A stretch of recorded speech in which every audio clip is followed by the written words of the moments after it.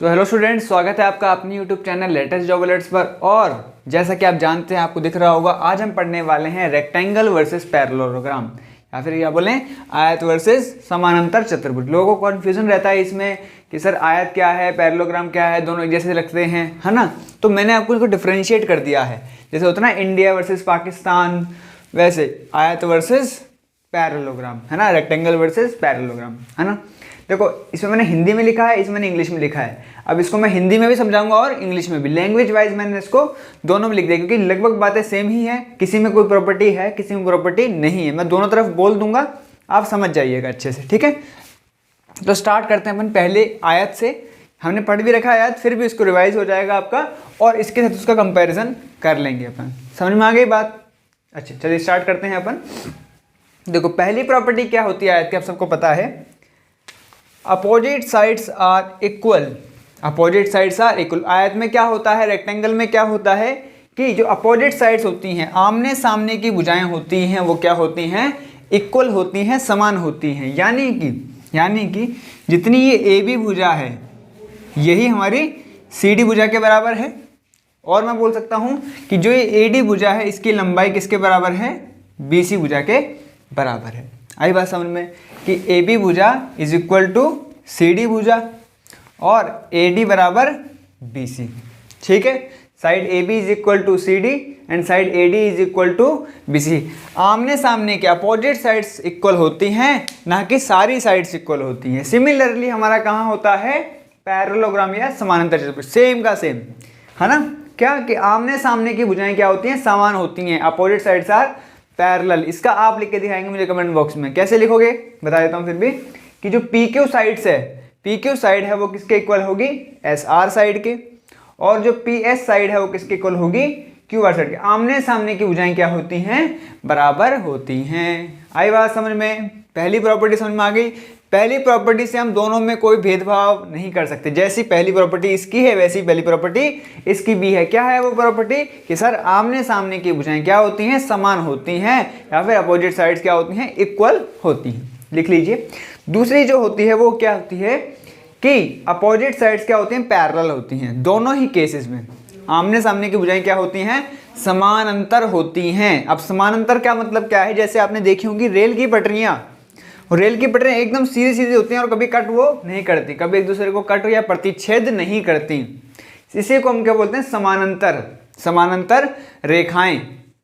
तो समानांतर चतुर्भुज ले लो, है ना, या फिर आयत ले लो, यानी कि रेक्टेंगल ले लो, चाहे पैरेललोग्राम ले लो। हमारी जो अपोजिट साइड्स होती हैं, आमने सामने की भुजाएं होती हैं, वो सारी क्या होती हैं, पैरेलल होती हैं, या बोलूं समानांतर होती हैं। तो पहली दो प्रॉपर्टी में दोनों की सेम है, कोई हम इनमें भेदभाव अंतर नहीं कर सकते। क्या क्या बोला मैंने कि भैया आयत की जो आमने सामने की भुजाएं समान होती हैं, और क्या होती हैं, समान होती हैं और पैरेलल होती हैं, है ना। उसमें भी क्या होता है, पैरेललोग्राम में भी आमने सामने की भुजाएं क्या होती हैं, सेम होती है, सॉरी हाँ, बराबर होती हैं और पैरेलल होती हैं। यहाँ तक क्लियर हो गया होगा, कोई डाउट नहीं है। इसको अगर आपको मैथमेटिकली लिखना है, देखो मैं लिखता रहूँगा, मिटाता जाऊँगा, क्योंकि बोर्ड पर इतनी जगह नहीं है, मुझे मिनिमम टाइम में मैक्सिमम कंटेंट कवर करना है, इसलिए मैं वापस मिटाता जाऊँगा। तो अगर आप इसको मैथमेटिकली लिखें, इस प्रॉपर्टी को मैथमेटिकली लिखें, तो ऐसे लिख सकते हैं कि ए बी भुजा बराबर है किसके, सी डी के, है ना, और ए डी भुजा,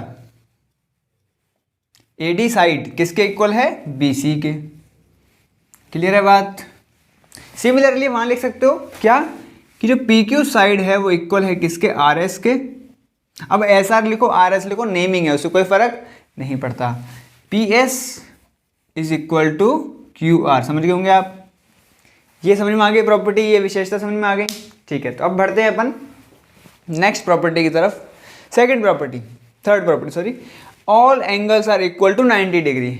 आयत में या रेक्टेंगल में क्या होता है, सभी कोण 90 डिग्री के होते हैं। All angles are 90 degree, equal to 90 degree. पर पैरेललोग्राम या समानांतर चतुर्भुज में ऐसा कोई जरूरी नहीं है कि सभी जो एंगल होंगे वो 90 डिग्री के होंगे। यानी कि it is not compulsory in parallelogram कि सभी एंगल क्या हो, 90 डिग्री के हों। तीसरी प्रॉपर्टी समझ में, इसको मिटा देता हूं अब, और यहाँ पे उसको बनाने की कोशिश करते हैं। तीसरी वाली प्रॉपर्टी को क्या बोला मैंने, कि आयत में सभी एंगल क्या होते हैं, बराबर होते हैं, और किसके बराबर होते हैं, 90 डिग्री के, है ना, सभी कोण बराबर होते हैं और 90 डिग्री के बराबर होते हैं। इसका मतलब मैं ऐसे लिख सकता हूँ कि भाई ये जो कोण A है, ये जो कोण D है, ये जो एंगल B है, ये जो एंगल C है, यानी कि सभी एंगल बराबर होते हैं। जगह है क्या इसमें, नहीं, चलो इसमें लिख देता हूँ। एंगल A, ये एंगल को ऐसे दिखाते हैं अपन, है ना, नोटेशन ऐसे करते हैं एंगल का या कोण का, ये सब बराबर हैं और इन सब का वैल्यू किसके बराबर है, 90 डिग्री के बराबर है। किसके बराबर है, 90 डिग्री के इक्वल है। समझ में आई बात। पर यहाँ पर ऐसा कुछ भी नहीं है, यानी कि सभी कोण 90 डिग्री को हो यह आवश्यक नहीं है, यानी कि इट इज़ नॉट कंपल्सरी कि सारे एंगल क्या हो, 90 डिग्री के इक्वल हो सकता है कोई 90 डिग्री से कम भी हो, 90 डिग्री से ज़्यादा भी हो सकता है कोई 90 डिग्री हो, पर सारे के सारे 90 डिग्री नहीं। अगर सारे के सारे 90 डिग्री हो जाएंगे तो पैरेललोग्राम क्या बन जाएगा, आयत बन जाएगा। पैरेललोग्राम क्या बन जाएगा, रेक्टेंगल बन जाएगा। ठीक है, इसमें जो प्रॉपर्टी आपको ध्यान रखनी है पैरेललोग्राम में, कि इसके आमने सामने के जो एंगल होते हैं ये इक्वल होते हैं। अपोजिट्स एंगल क्या होते हैं, इक्वल, यानी कि angle P is equal to angle R, similarly angle S is equal to angle Q। ये प्रॉपर्टी आपको ध्यान रखनी है कि आमने सामने की, सम्मुख कोण बोलते हैं इसको, हम क्या बोलते हैं हिंदी में, सम्मुख कोण। सम्मुख कोण क्या होते हैं, वैसे पैरेललोग्राम में बराबर होते हैं। क्लियर, कोई डाउट नहीं है, ठीक है। अच्छा, जल्दी अपन फोर्थ प्रॉपर्टी में, इसको मैं साफ कर देता हूँ। अब आप लिखते जाना इसको, हर एक प्रॉपर्टी के ब्रैकेट में लिखते जाइएगा कि इसका मैथमेटिकली मीनिंग ये है। चलिए आगे बढ़ते हैं फोर्थ नंबर की प्रॉपर्टी पर। क्या है भैया, कि diagonal perpendicularly bisect each other. अब देखो, एक दूसरे को बाइसेक्ट करना, समद्विभाजित करना एक अलग चीज है, और परपेंडिकुलरली बाइसेक्ट करना एक अलग चीज है। आई बात समझ में, मैंने आपको बताया भी है। परपेंडिकुलर बाइसेक्टर या लंब समद्विभाजक हम किसको बोलते हैं, अगर कोई एक दूसरे को काट रहे हैं, कोई दो लाइंस एक दूसरे को कट कर रही हैं, और ये मैं बोल रहा हूँ सिर्फ बाइसेक्ट हैं, क्या कर रहे हैं एक दूसरे को, बाइसेक्ट। बाइसेक्ट का मतलब ये मान लो AOB है, यानी कि AO किसके बराबर रहा होगा, OB के, यानी कि ये जो भुजा है ये इसके बराबर होगी। ये इसने इसको आधा आधा काट दिया, पर ये 90 डिग्री पे ही कटो ऐसा कोई ज़रूरी नहीं है। पर हमारे रेक्टेंगल के केस में, या फिर मैं ये बोल दूं पैरेललोग्राम के, दोनों के ही केस में क्या होता है, जो डायगोनल्स होते हैं, जो विकर्ण होते हैं, वो एक दूसरे को बाइसेक्ट भी करते हैं, यानी कि समद्विभाजित भी करते हैं, और परपेंडिकुलरली भी करते हैं, यानी कि लंब समद्विभाजक करते हैं। समझ में आई बात। क्या बोला कि diagonals perpendicularly bisect each other. Hindi में बोले तो ये प्रॉपर्टी इसमें से दोनों में सेम है, तो हिंदी मीडियम वाले इसको लिख लेंगे, इंग्लिश मीडियम वाले इसको लिख लेंगे कि विकर्ण एक दूसरे को लंब समद्विभाजित करते हैं। क्या करते हैं भैया, लंब समद्विभाजित। इसको मैथमेटिकली आप ऐसे समझ सकते हो कि ये डायगोनल क्या हो जाएगा, इस विकर्ण का नाम क्या हो जाएगा, AC, ठीक है, और इस विकर्ण का नाम हो जाएगा BD। BD वो आप वाली BD नहीं, BD भुजा का नाम है, साइड का नाम है। तो मैं इसको मैथमेटिकली लिख सकता हूँ, क्या लिखूँ, देखो ये इनका क्या है, ये बाइसेक्ट करना है, यानी कि ये भुजा इसके बराबर है और ये भुजा इसके बराबर है, यानी कि इसको मैथमेटिकली मैं यहाँ लिखता हूँ, है ना। ये आपने लिख ली होंगी पहले दो प्रॉपर्टी। हम ये लिख सकते हैं, अगर मैं इसको O नाम दे देता हूँ तो AO बराबर OC, यानी कि ये आधे आधे हो गए, और OD बराबर OB, OD बराबर, ये भुजाएं बराबर होंगी। अच्छा, और परपेंडिकुलरली का मतलब इनके बीच का एंगल कितना होगा भैया, 90 डिग्री। कितना होगा भैया, 90 डिग्री, 90 डिग्री होगा एंगल। इसी को हम बोलते हैं कि जो रेक्टेंगल है, आयत है, उसके जो विकर्ण हैं, डायगोनल्स हैं, बाइसेक्ट भी करते हैं और परपेंडिकुलरली बाइसेक्ट करते हैं, ना। परपेंडिकुलरली बाइसेक्ट करेंगे, मैथमेटिकली मीनिंग आपको मैंने लिख दिया है। सिमिलरली यहाँ पर भी होता है क्या, कि विकर्ण एक दूसरे को लंब समद्विभाजित करते हैं। अगर एक विकर्ण ऐसा लिख दूं मैं, PQ विकर्ण, और एक डायगोनल, ये थोड़ा R तक जाएगा ये, ठीक है, PR, तो इसको कैसे लिखोगे आप मैथमेटिकली, लिख दो अपने आप, फटाफट लिख दो, फिर चेक करना आपका सही था या गलत था, कमेंट बॉक्स में लिखना आप। कैसे लिखेंगे मैथमेटिकली कि भैया P, अगर मैं इसको कुछ भी नाम देता हूँ, Z नाम दे देता हूँ, चलो, तो PZ बराबर ZR, और यानी कि ये इसके इक्वल होगा, और ये इसके इक्वल होगा, S Z is equal to Z Q. समझ में आई बात। और एक दूसरे को परपेंडिकुलरली बाइसेक्ट करेंगे, यानी कि ये भी 90 डिग्री होगा, ये भी 90 डिग्री होगा। आई बात समझ में। तो शायद चौथी प्रॉपर्टी जो है, 4th नंबर की प्रॉपर्टी, ये भी आपको बहुत अच्छे से समझ में आ गई होगी कि मैं क्या कहना चाह रहा हूँ। हमने अब तक 3 प्रॉपर्टी पढ़ी। क्या भाई साहब, कि दोनों में ही जो अपोजिट साइड से आमने सामने की बजाय समान होती हैं, इक्वल होती हैं और पैरेलल होती हैं, समानांतर होती हैं, दोनों में सेम था। ठीक है, 2 प्रॉपर्टी। तीसरी प्रॉपर्टी हमने क्या पढ़ी थी, इसमें सभी एंगल क्या होते हैं, 90 डिग्री के बराबर होते हैं, पर उसमें जो अपोजिट एंगल होते हैं, सम्मुख कोण होते हैं, वही बराबर होते हैं। और हर एंगल 90 डिग्री का हो ऐसा कोई जरूरी नहीं है। अगली प्रॉपर्टी हमने क्या पढ़ी भाई साहब, कि जो विकर्ण होते हैं या जो डायगोनल होते हैं, दोनों में ही एक दूसरे को परपेंडिकुलरली बाइसेक्ट करते हैं या फिर लंब समद्विभाजक करते हैं, यानी कि एक दूसरे को आधा आधा भी करते हैं और परपेंडिकुलरली काटते हैं। क्लियर है बात यहाँ तक। बहुत अच्छे से आराम आराम समझाया मैंने आपको, है ना। लिख लीजिए इसको आप। और अगली प्रॉपर्टी है डायगोनल्स आर इक्वल, और उसमें क्या है, विकर्ण बराबर नहीं होते हैं, डायगोनल्स आर नॉट इक्वल। यानी कि इसका मतलब ये है, अरे यही मिटा दिया क्या, वापस बनाए थे इसको।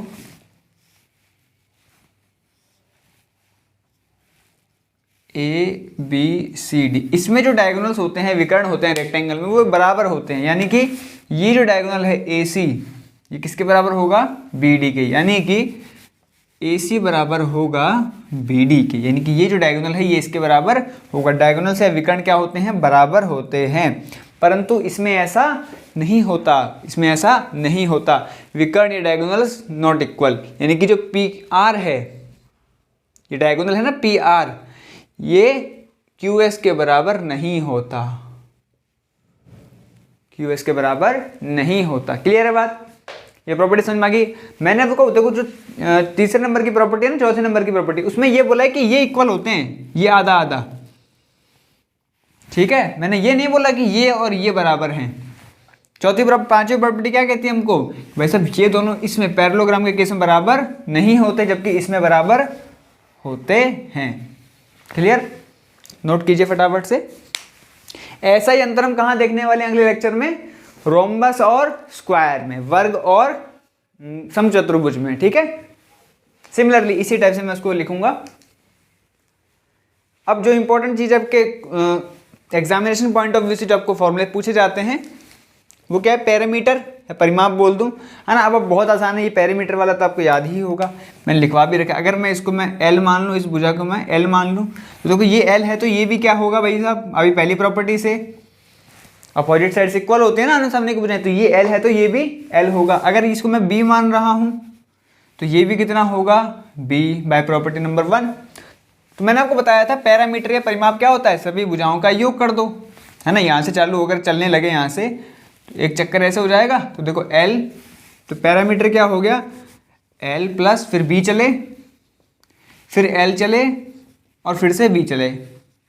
ठीक है, तो 2 बार एल प्लस 2 बार बी, यानी कि 2 मैंने कॉमन ले लिया, उभयनिष्ठ ले लिया, और ये हो गया 2 टाइम्स एल प्लस बी। यही लिखा है मैंने, है ना, कोई बड़ी बात अपने लिए नहीं है। सिमिलरली यहाँ पर भी वही फॉर्मूला बन जाएगा, है ना। इसको मैं अगर क्या ले लूँ, इसको मैं लेंथ एल ले लूँ। अब ऐसा नहीं कि ये एल और एल बराबर है, कुछ भी हो सकता है वो।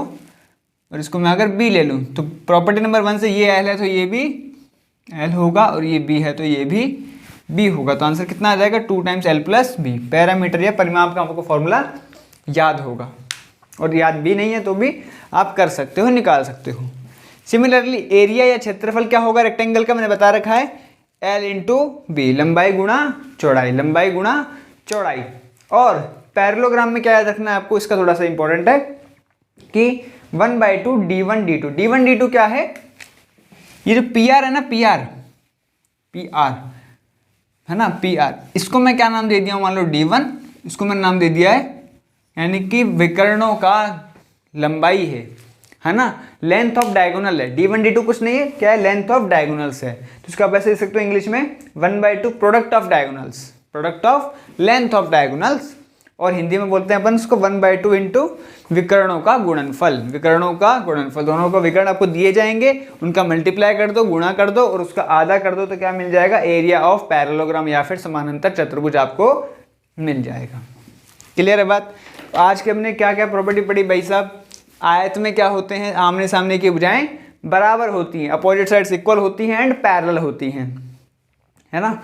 और तीसरी प्रॉपर्टी क्या थी, एंगल्स 90 डिग्री होते हैं सभी के सभी, पर उसमें एंगल्स 90 डिग्री हो सारे के सारे ऐसा कोई जरूरी नहीं है, पर आमने सामने की जो भुजाएं कोण होते हैं, सम्मुख कोण अपोजिट एंगल क्या होंगे, इक्वल होंगे। अगली प्रॉपर्टी हमने पढ़ी कि जो डायगोनल्स होते हैं परपेंडिकुलरली बाइसेक्ट करते हैं और यहाँ पर भी डायगोनल्स परपेंडिकुलरली बाइसेक्ट करते हैं। अगली प्रॉपर्टी हमने पढ़ी कि जो डायगोनल्स होते हैं वो इक्वल होते हैं, आयत में रेक्टेंगल में इक्वल होते हैं, पर यहाँ पर वो इक्वल नहीं होते, विकर्ण बराबर नहीं होते। फिर हमने पढ़ा पैरामीटर में दोनों का फॉर्मूला सेम है, 2 इंटू लंबाई प्लस चौड़ाई, 2 into length into width, length plus width. और एरिया, इसका एरिया कितना था, लेंथ इंटू विड्थ लंबाई गुणा चौड़ाई, और इसका था area is equal to 1/2 d1 d2, या फिर मैं इसको बोलूँ 1/2 प्रोडक्ट ऑफ डायगोनल्स, या फिर हिंदी में बोले तो 1/2 विकर्णों का गुणनफल। आई होप आपको समझ में आ गया होगा।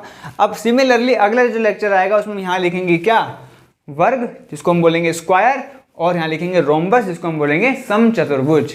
सिमिलरली जैसे हमने यहाँ भेदभाव इनमें किया है, अंतर हमने जानने की कोशिश की है, सिमिलरली अगली क्लास में हम उनके बीच में अंतर जानने की कोशिश करेंगे। आई होप आपको लेक्चर समझ में आया होगा और आपने अच्छे से नोट्स बनाए होंगे। अब उसके क्वेश्चंस को अटेम्प्ट कीजिए, आपको अच्छा लगेगा। ठीक है, तो मिलते हैं फिर नेक्स्ट क्लास में।